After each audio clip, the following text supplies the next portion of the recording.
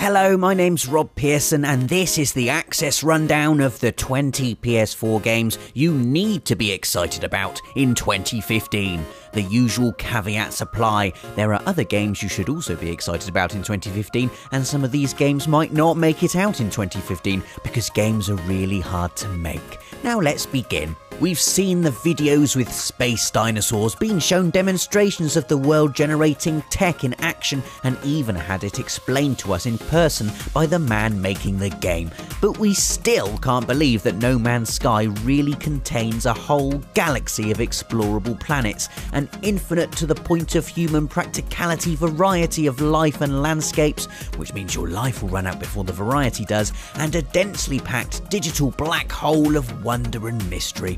What is the game really about? What will we do amongst the stars? Can I crash into a dinosaur's head if I wanted to? All we do know is Nathan's favourite band is doing a whole album of new music for the game. They're 65 Days of Static and he liked them before you did, and that we want to play it now, but we'll happily wait until then.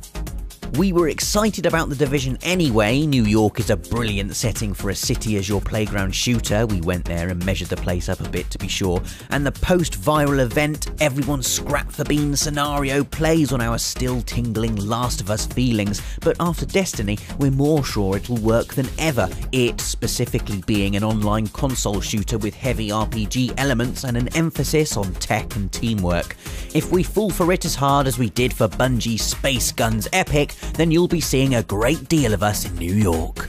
Look, just shut up about all the beards. We know they're great and you like the way they go with the smart military outfits, but that isn't the point. What is the point is how excellent the whole of the Order 1886 looks. So polished that even in motion the game looks like it's been varnished, with a thick textured quality to the light and shadows that makes the secretive neo-Victorian adventure look ridiculously dramatic and important. It is both these things, but it's also about guns. Guns featuring unlikely technology for the time, which send rebel scallywags flying and set fire to a foggy, cobbled London that we really can't wait to explore.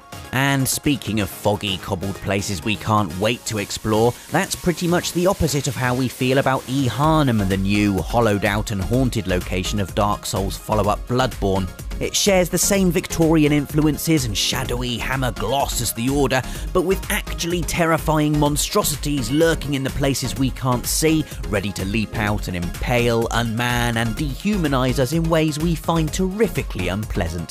While the cliff-face learning curve and general gameplay are consistent with Souls, Bloodborne features exactly no shields and an emphasis on aggressive combat and positive attack strategies. In other words, it's the Real Madrid of PS4 exclusives, if Real Madrid played in leather cloaks stained red with blood and cleaved into their enemies with a retractable scythe.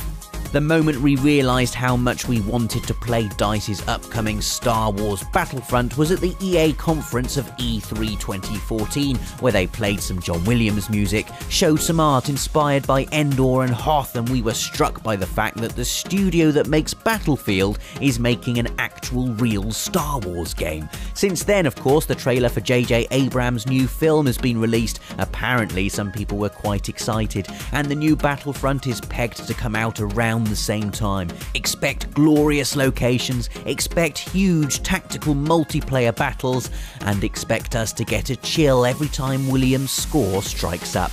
I mean, it's Star Wars. Enough blockbusters, what we need is an artistic indie, preferably set in Shropshire during the apocalypse. Enter Everybody's Gone to the Rapture, a first-person story told from multiple perspectives that's still mostly under wraps. But judging from the team behind the game, UK studio The Chinese Room, we can expect something disturbing, touching and unique. And speaking of UK studios doing unique things, next on our list is Until Dawn, the adventure horror from Supermassive Games. This PS4 exclusive takes the tropes and conventions of teen slasher movies, 8 kids taking a trip for an overnight stay at a log cabin, not all of them coming back, and packs them into a tense cinematic experience starring Hayden Panettiere. Expect focus pulls revealing menacing figures, expect a TV that jumps to life, and then, undermining all the warm, nostalgic "I get this" referentiality, expect to be really genuinely scared when the chases start and things get all deadly and serious. There are loads of reasons that Uncharted 4: A Thief's End should be on, and, in the case of a great many of you, at the top of this list. After The Last of Us, Naughty Dog is a studio at the very top of its game, and over many years the Uncharted series provided the backbone of PlayStation 3's awesome lineup. But there's also a subtle shift in tone, that dark subtitle, the looming sense of time catching up with Nathan Drake, and of course the game itself, which we saw running for the first time in December, a glimpse which showed new stealth, new combat mechanics, incredible new environments, and surely the most important of all, new grass. And what really keeps us coming back game after game are those characters, and the warmth and humanity squeezed into them by brilliant performances and the skill of Naughty Dog's team. One more time, Mr. Drake? Absolutely. Of course we're excited about Rime. It's a bright, delicate-looking game about a lonely boy trying to find a way off an island, and it'll probably make us really sad. We're well into this stuff. It's also more evidence that PS4 covers a range of experiences you won't find anywhere else, evidence backed up by the strong Ico and Journey vibes given off by the sense of wonder and artful environments in what we've seen of the puzzly, platformy gameplay. There you go, there's your Rime and your reason to be excited about it. Speaking about uplifting experiences which make you happy to be alive, our next entry is Media Molecule's almost impossibly life-affirming and joyous tearaway Unfolded. While the PS Vita original used all the bells, whistles and touchpads of the handheld to deliver innovative gameplay with a meaning that reliably resulted in tears shed over the final credits, this PS4 update is making incredible use of the DualShock 4's various functions as well as the PlayStation camera, and of course gives the game's beautiful origami visuals a full HD makeover, wonderful, creative and essential, which just happened to be the best 3 words to say to Batman if you want him to scowl and punch you in the mouth. Although to be fair, almost any 3 words will achieve the same thing. As upcoming trilogy closer Arkham Knight shows, Gotham's caped protector is a very angry man, and all the better for protecting the city almost exclusively through the medium of breaking arms. Also helping to rid Gotham's streets of thugs and ne'er-do-wells is the Batmobile, which bats can use to power through the streets of open-world Gotham and fire non-lethal yet almost certainly organ-splitting beanbags at enemies. Then there's just the already great but somehow improved combat system and the upgraded visuals, which now look like an animated movie being rendered in real time by magical computers. We're playing it, is basically what we're saying. We're not going to pretend to understand all the complexities of Project Cars, the in-depth driving sim that's on the way in March following a successful crowdfunding campaign and a deal with distributor Bandai Namco. What we do know is that the veering to hardcore racer is aiming for authenticity, with a highly developed physics engine capable of 600 calculations per second for best-in-class presentation, with a benchmark set at 60 frames per second and 1080p on PS4, and for a gaming experience you've not had before, which is why it features an open sandbox approach with various career paths open to you from the start. Really though, what our Sunday driver eyes have been drawn to the most is that it's really pretty to look at, even when we're spinning off the track backwards. No, we're not bored of zombies, thank you very much. As far as we're concerned, they're evergreen, like burgers or whatever those trees are that keep their leaves all year round. And Dying Light makes zombies extra green, metaphorically speaking, by introducing 2 key things: a free-running mechanic which makes dodging around the rotting plodders a smug, fleet-footed joy, and a dynamic day-night cycle that makes fleet-footedness seem much less smug after dark when the zombies get exponentially more powerful and being outside, especially dancing about on a fence, becomes a terrible idea. There's also weapons customization, 4-person co-op play and asymmetrical multiplayer, and well, we'll have to leave it there because I can't stop thinking about burgers. It seems that these days, being a PS4 owner, if you shut your eyes and wish hard enough to a game, then that game will appear. That's certainly how we felt about Grim Fandango Remastered, which brings Tim Schafer's classic adventure game with its brilliant blend of film noir and the Aztec afterlife to PS4 in 2015. And yes, that is an odd combination, which is why Grim Fandango is regularly ranked among the most underrated games of all time, and why you really need to give this new version a go.